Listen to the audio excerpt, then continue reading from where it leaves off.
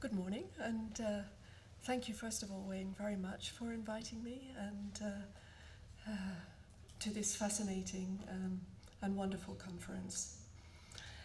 If modern societies are understood as accelerating societies, and time is a theoretically strategic focal point for coupling social structure with self-understanding and identity of agents, then the design of time, marking time points such as the millennium, reconfiguring spaces and designs to stay with the times, inside and across the museum spectrum, I would say, is of theoretical as well as empirical interest.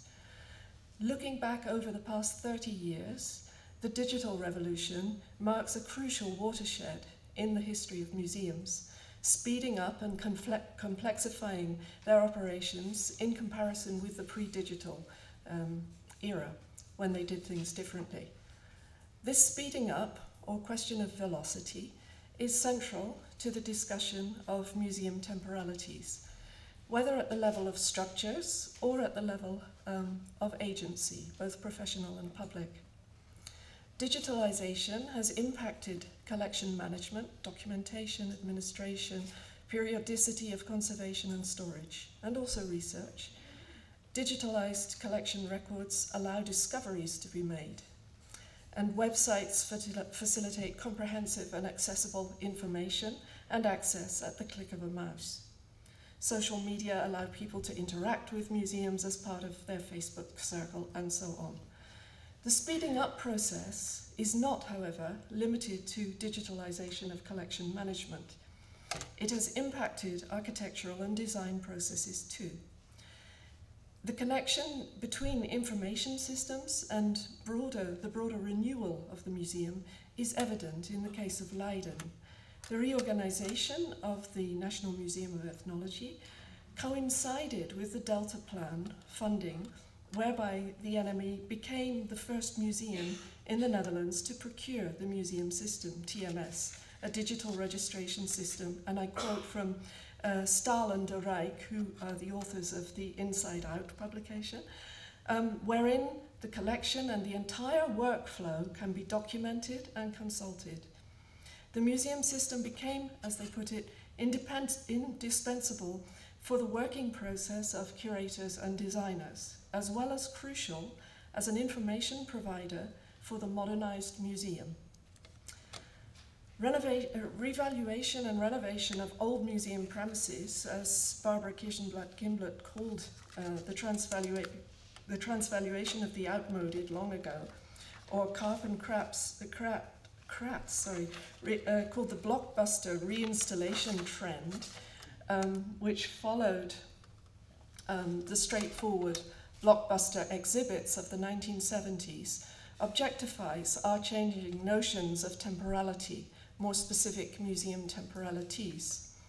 This trend is exemplified by the Rijksmuseum's decade-long renewal, 2003 to 2013, the idea that we might go further with architect Kuipers, not back to Kuipers, but a picking up of and moving on with him. All of this intensified networked activity further instantiates the question of velocity. So my talk today concerns the specific role attributed to moving images or moving pictures in the renovation of ethnographic museums. Has the use of the moving image in ethnographic museums changed over the past 15 to 20 years? If so, how? What does the use of moving images have to do with temporalities, imagined or otherwise, of the ethnographic museum? And how does the notion of velocity, speed, enter the discussion? As in, how the ethnographic museum, its staff and public imagine moving images to act upon the ambulant spectator and actualize museum spaces. And how does renovation itself get customized through time? And how is agency exercised within and through structures, forms, masses, and technologies of exhibition, projection, as well as installation, enchanting or otherwise? To answer these kinds of questions would, of course, require historical research into the memories of museum staff and other agents, designers, curators in the process, which I should love to do but haven't yet done. The case, then, that I'm talking about concerns the 1996 to 2001 refurbishment of the National Museum of Ethnology, and they worked with a mission. The NME manages, studies, and presents cultural heritage from throughout the world with the aim of providing insight into how cultures differ, correspond, and globally interweave. In this way, the museum hopes to promote understanding and respect for other cultures and identities among as wide and diverse an audience as possible. From 1996 to 2001, OD25 architecture and opera designers were responsible for the redesign of the NME's permanent exhibition. The design brief that was drawn up explicitly refers to timelessness as a classic style. Distinct, timeless, not fashionable, comprehensible, yet surprising, dramatic, titillating to the senses, diverse, lasting. We attach great importance to each cultural area having its own atmosphere. It is remarkable that the design brief makes no reference to time or history, even though the designers, and I quote again, had to take account of a 165-year-old history of the museum. The design brief does, however, speak of velocity. It speaks of a fast lane that was to encompass the ribbon, seen as cross-cultural influence around the world. Renovating an existing building was a new departure, a kind of sustainability, a clever thriftiness. The project was given to Opera, who had previously done a number of temporary exhibitions at the NME. The project of turning the museum inside out was explicitly oriented towards the public and their experience of the museum, very much in tune with broader developments among museums at the time. Opera's design tied, as they put it, this ribbon around the world with a flexible floor plan. I just realized I didn't say a word about the Rijksmuseum. But perhaps I haven't got that far yet. Wait a minute. Yeah, that belonged to the earlier part about blockbuster renovations, of course. All right. And that was just part of the contemporary art program of the Rijksmuseum, which involved making replicas of artist Kellinus's atlas figure, damaged atlas figure. This was Simon Starling, and smashing them systematically and having them renovated and reinstalled in the atelier of the Rijksmuseum. I also referred in the abstract to the new 20th century exhibits of the Rijksmuseum upstairs, where film is used in quite a parsimonious but particular way. Okay. Opera's design had tied this ribbon around the world with a flexible floor plan that purported to underline the distinctiveness and at the same time the connections between different regions of the world.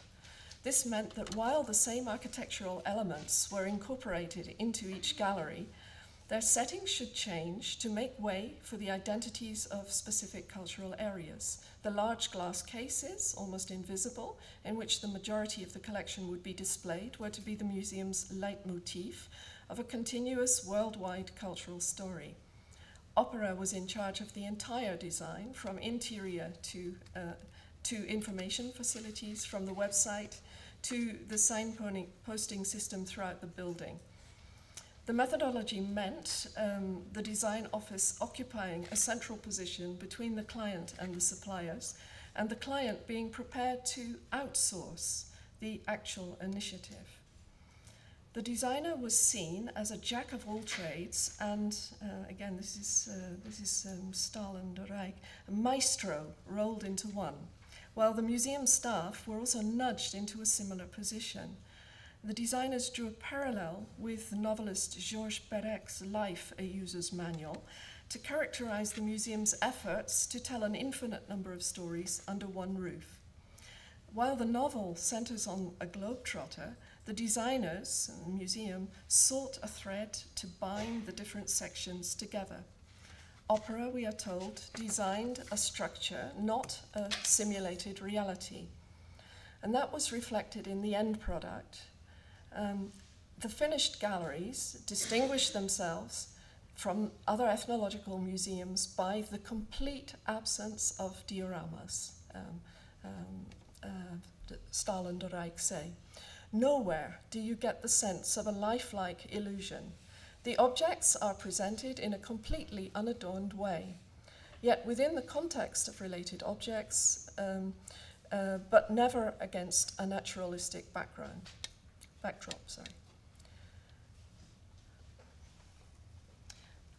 The wall was a central shackle in opera's three-speed conceptualization, newly installed, 8 of them in each of the regional galleries. Indonesia was the first gallery to be completed.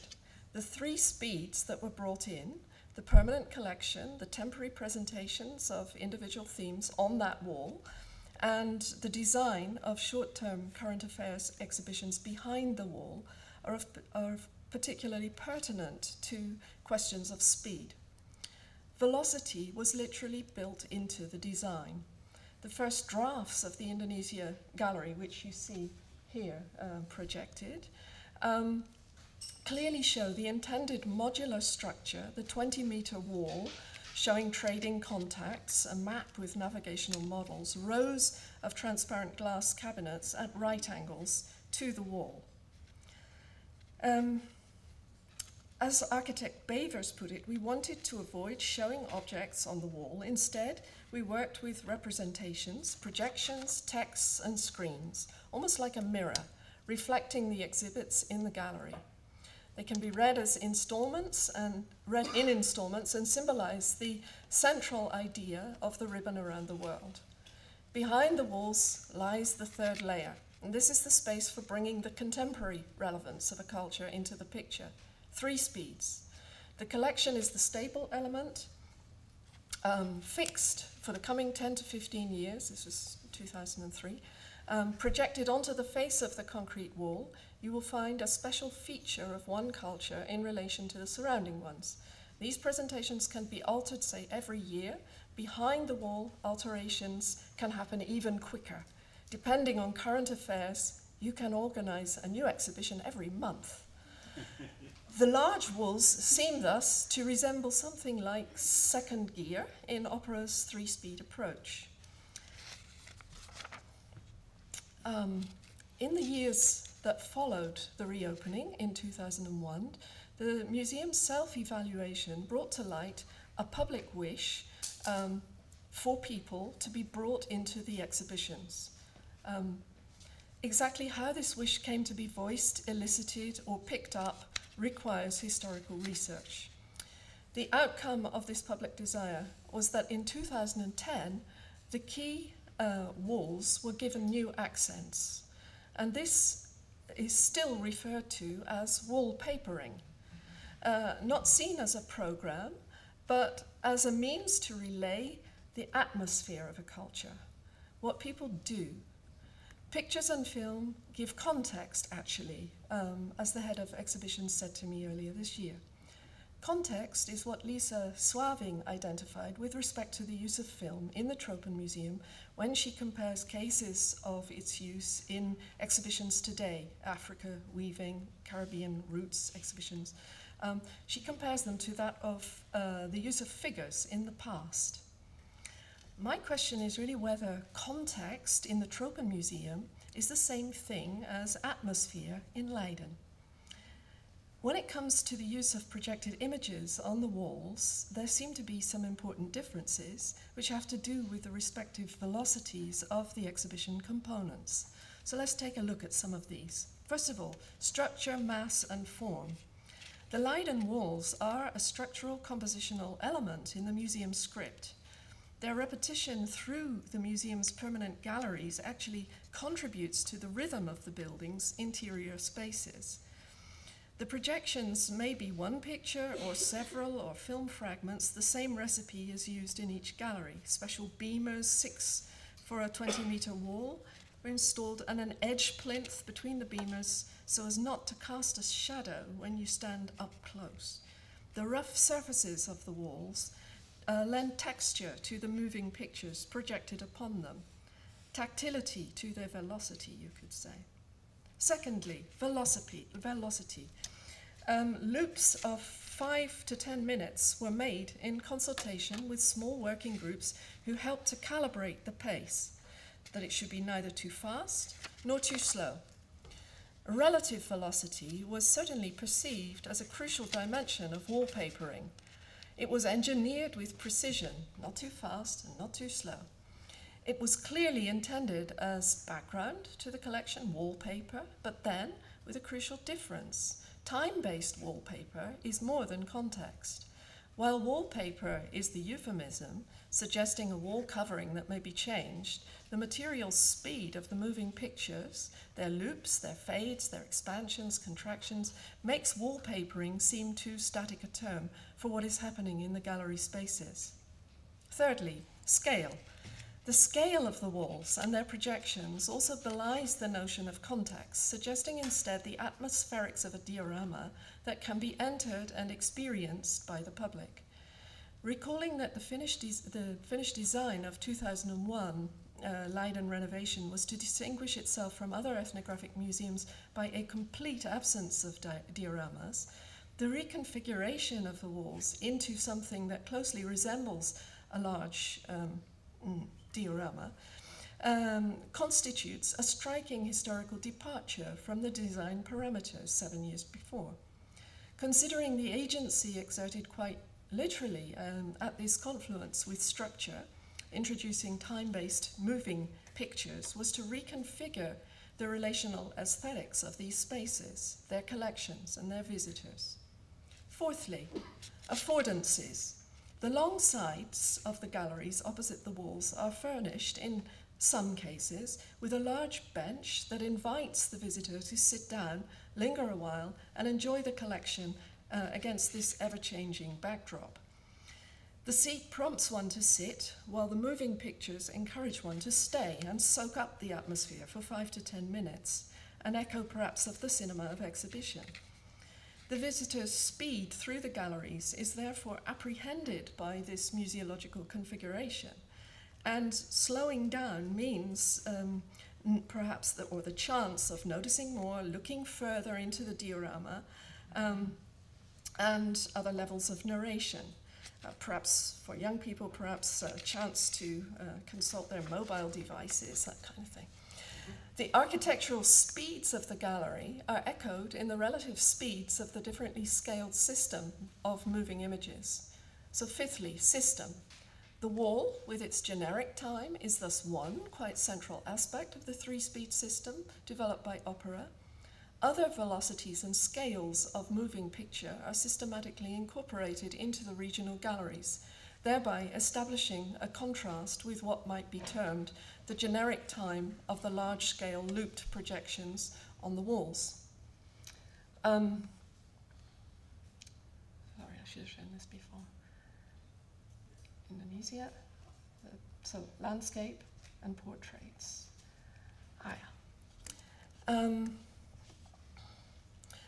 There are medium-sized screens used to project events in historical time, captured in documentary film, the expeditionary adventure genre.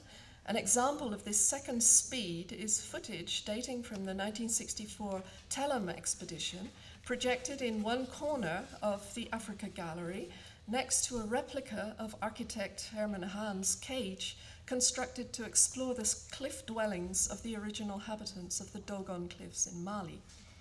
The reborn version of the object hangs in the museum next to a projection of a film fragment.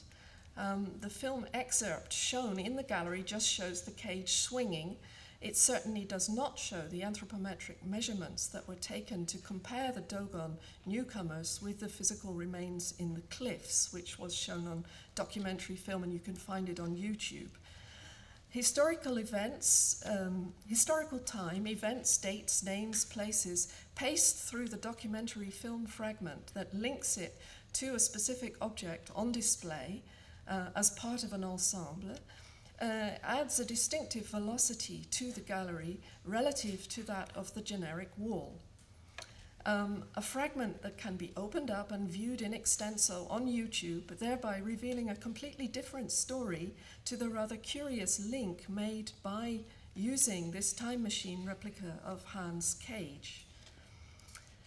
Leiden's Oceania, newly reinstalled on the first floor, uses the medium-sized screen projecting Maori project footage to similar, though much more recent historically, narrative intent, but also to draw the wandering public to the end of a very long corridor where they can find the entrance to the main gallery of Oceania. Here, the medium screen moving image functions as an affordance, magnetizing the stroller towards an entrance they might otherwise miss. The third speed is the small screen, with the detailed information presented in various forms, touch screens for individual objects on display, quizzes, film footage showing the making of, for example, a basket, an interview with a curator, or a small film showing the use of kulit wayang puppets in a showcase in Indonesia. The intention here is to allow the viewer to identify objects on display, to go into depth concerning a particular object, the making of, or to question their own assumptions, the interactive quiz, for instance, to show how something is used, and so on. The three speeds of the Leiden exhibitions, engineered through distinct uses of the moving image in predominantly darkened galleries, with systematic variation in the scale of projection, the use of the wall, medium and small screens respectively, duration, the length of the time loop, content and provenance of images, generic, landscape and portrait, historical event, connecting, particular information pertaining to a specific collection item, sound, from generic sounds of waves breaking on the shores,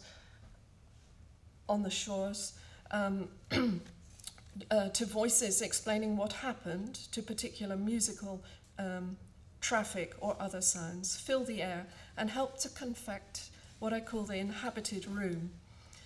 The long tradition of inhabited rooms in European and American museums, where mannequins were often used to populate interior space, finds an echo in the way film is used in Leiden to people, I would say, rather than wallpaper, the walls. As mentioned earlier, Lisa Swaving's analysis of the use of film in the Tropenmuseum makes a comparison with older uses of figures in exhibitions in terms of context.